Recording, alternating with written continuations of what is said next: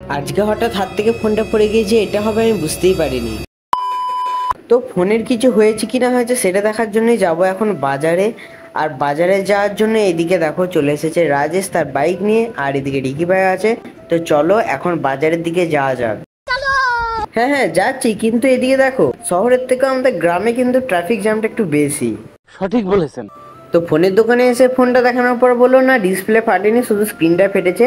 তো সেটা শুনে আমারও ভালো লাগলো, কারণ ডিসপ্লে ফেটে গেলে ভাই রে ভাই প্রচুর খরচা। তো যা একটা স্ক্রিন গার্ড বসানোর পর আমরা ওখান থেকে চলে এলাম।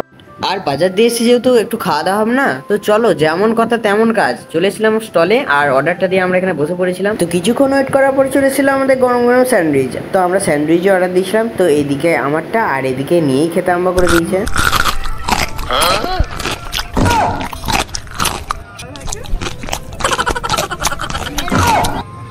তো এরা এত গরম জিনিসটা গপ গপ করে খাচ্ছিল, আর আমার তো করে খাচ্ছিল, আর আমার তো গরমে মুখ পুড়ে যাচ্ছিল।